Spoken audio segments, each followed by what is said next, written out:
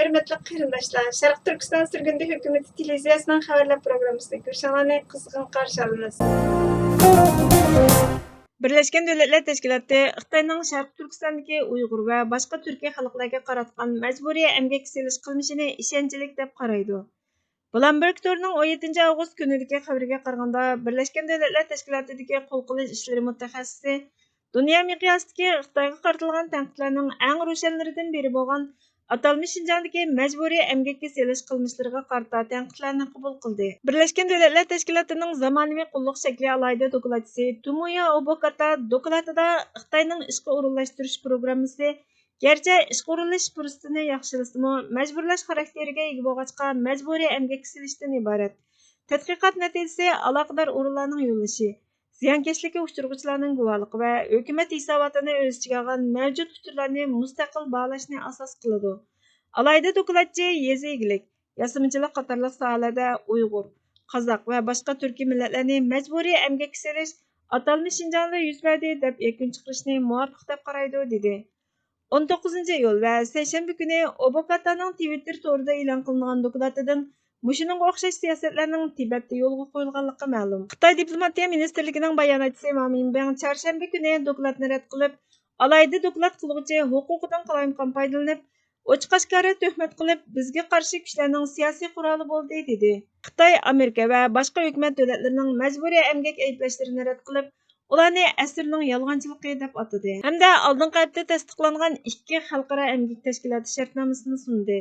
Obokata Keli Universitetining xalqaro qonun va kishilik huquq professori bo'lib, davlat alqagan tashkillik jinoyat, odam o'tkazchiligi va zamonaviy qulluq to'g'risida tadqiqot olib bordi. U 2020 yil 3 oyda hozirgi zamon qulluq shaklining alayda dokladchisi bo'lib tayinlangan. Kommunizm xotirlash fondi jamiyatining peshqadam tadqiqotchisi, Xitoyning atalmış Şinjan siyosatining asosliq tanqidchisi Adrian Zenis bu dokladchining doklati intayin muhim ulgu tiklab berdi dedi. Xitoy virusining tarqalishining eshishiga ergishib, Xitoy Sharq Turkiston va Tibetda kirib chiqishni, insonlarning sirtqa chiqishini cheklagan. Erkin Osiyo radiosuning 17 avgust kunidagi xabariga qaraganda, chorshanba kuniga qadar atalmış Şinjanda 279 nafar Xitoy virusi bilan yuqumlanuvchilar bayqalgan. Urumchidagi katvoshlar 73 xatarlik rayonni bekitgan. Beijing atalmış Şinjan Uyg'ur avtonom rayonining partkom sekretari Ma Xingzhi bilan 13 avgustdan 16 avgustgacha Qumul, Turpan, Sanji, Börtala, Cho'chaq qatorliq joylarni ziyorat qilish uchun tajovuzchi Xitoy kompartiyasi vakillarini avatgan.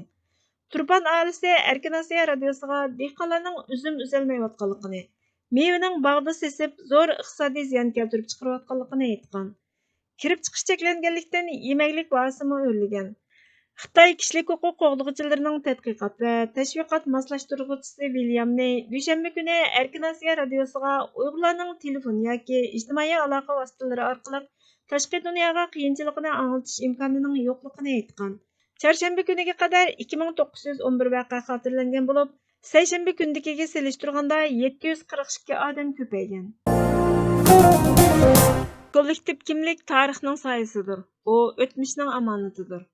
Uningga o'tmishning tamg'isi besilgan. U hozirning realligida o'zini amliylashtiradigan va kelgusiga nisbi qilg'ili bo'lmaydigan ma'naviy kafolatidir. Yoki u o'tmishning tuproqlariga ko'milgan, hozirda baq chiqaradigan va kelgusida meva beradigan daraxtdir.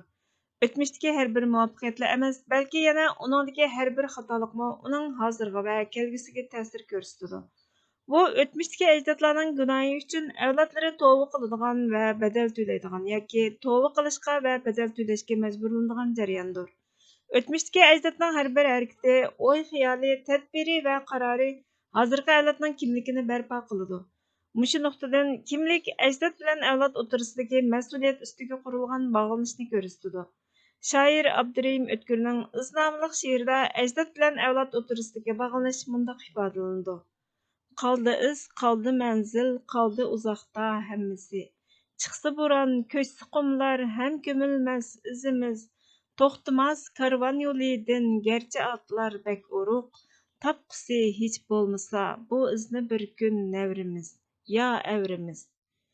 Ushbu she'rda ajdod boshlagan, ammo ta hozirgacha oyoqlashtirolmagan bir safar bor. Bu safar Uyg'ur mavjudligining mohiyatlik yashash muhiti bo'lgan cho'lda, bo'ron chaqqunda tirishib-tirmishib, Ming bir mushaqqatda asta-asta ilgirləyotgan bir karvanning safaridir. Mazkur safar bir millatning ijodiyatiga qilingan safarning simvollashgan shaklda, ya'ni she'riy shaklida ifodalanishidir.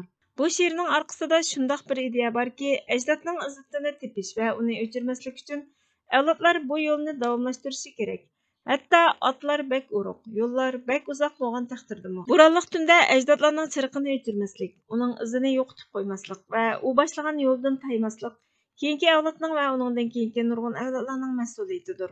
Bu mas'uliyat ehtimol toki qiyomatgacha davomlashishi mumkin. Mamtimin Ali apandining Uyg'urlar psixologiyalik urushda nomli kitobidan ilindi. Hurmatli ko'ruvchilar, xabarlarimizni ko'ngil uchun ko'p rahmat. Kelar qitimli programmamiz ko'rishguncha Allohga omonat bo'lgaysizlar.